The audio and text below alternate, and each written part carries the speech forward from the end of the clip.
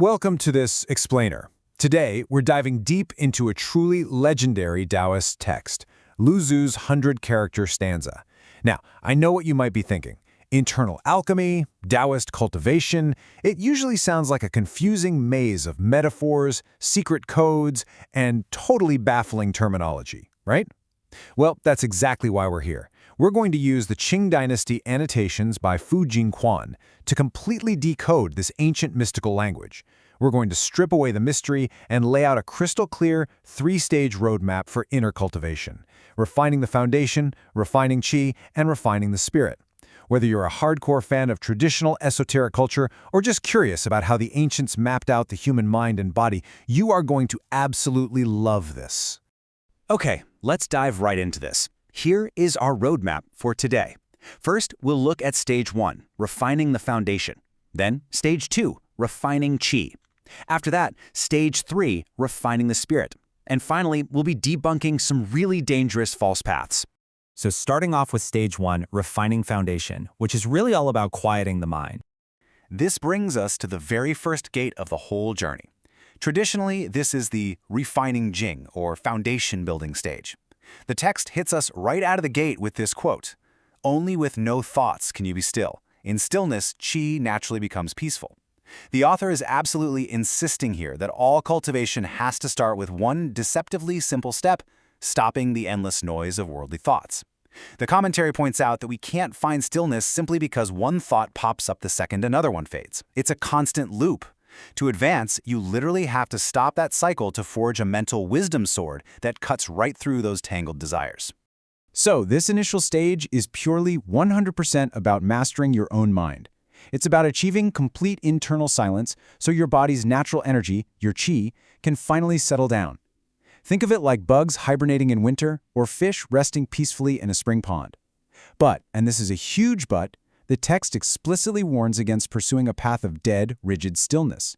You're eliminating desires to let your internal energy flow with vibrant life, not trying to turn yourself into a lifeless rock. Moving on to Stage 2, refining qi, where we look at the internal energy circulation. Now, what's really interesting about this text is how it transitions from the psychological to the intensely physical.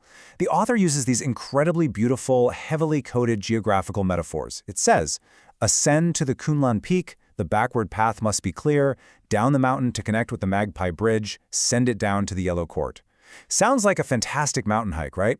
Well, actually, scratch that. It's completely describing the physical layout and energy pathways inside the human body.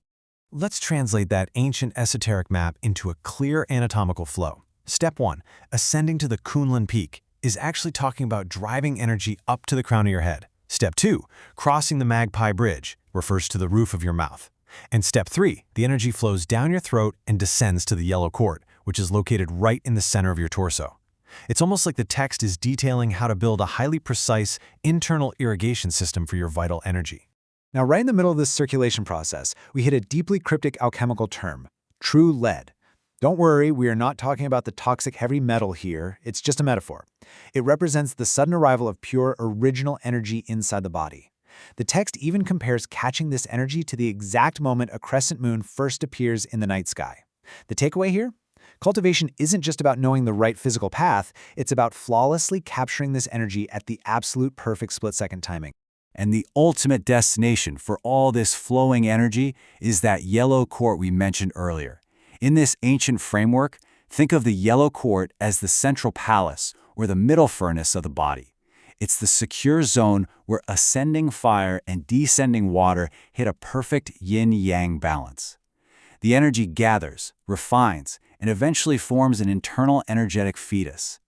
Hitting this milestone means you have successfully mastered the second stage. You have achieved perfect internal balance. Next up is Stage 3, refining spirit, which is all about ultimate transcendence. At this gate, the text takes a wild turn. The focus shifts entirely away from circulating energy and moves straight into pure spiritual liberation. The stanza makes this incredibly profound claim. After 10 months, the fetus is complete. The spirit must exit the top of the head, then face the wall for 9 years.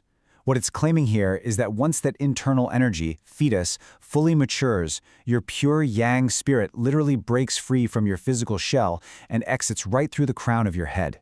In Taoist thought, this is the absolute highest state, total freedom from the physical world. Let's see how this builds, because the time commitment here is absolutely mind-blowing. First, you have 10 months of internal gestation. Then, you have that one single explosive day, the exact moment the spirit exits the crown. But wait, it doesn't end there. Following that, the text demands 9 solid years of facing a wall in deep meditation to merge that spirit with the ultimate void. It really puts into perspective the massive, awe-inspiring level of discipline this ascendant leap actually requires. Finally, let's look at debunking false paths and the author's severe warnings. And this brilliantly illustrates why the author includes some very intense warnings. The cost of misunderstanding this text is huge. We see a stark contrast between the true Tao, which is strictly the internal cultivation of your mind and energy, and the false paths. The false paths are basically what happens when people take these beautiful poetic metaphors entirely literally. We're talking about dangerous misinterpretations like practicing literal sexual alchemy, starving yourself through extreme fasting, or just sitting completely dead and rigid. The author does not hold back here. The text fiercely criticizes these literal interpretations, stating, "People do not understand the principles, practicing sexual alchemy. All these artificial methods belong to the people of hell." Wow, it is incredibly explicit. True inner alchemy is an internal spiritual discipline. The author is warning that anyone trying to take shortcuts through physical tricks or literal interpretations isn't just doing it wrong, they are paving a path to absolute ruin. So, the crucial point is this. When we strip away all the complex, esoteric metaphors, we are left with a very strict, logical, 3-stage technical path. First, refining Jing, stilling the mind to build the foundation. Second, refining Qi, precisely circulating internal energy and gathering it in the yellow cord. And third, refining spirit, nurturing that energy over a massive time frame to achieve ultimate spiritual liberation.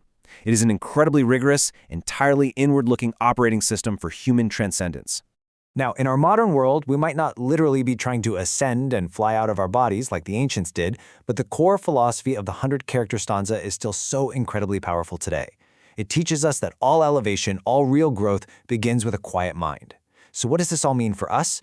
Well, I'll leave you with this question. In today's chaotic, noisy, information-overloaded world, can you find your own yellow cord of inner peace? Thanks for joining me for this explainer, and I'll catch you next time.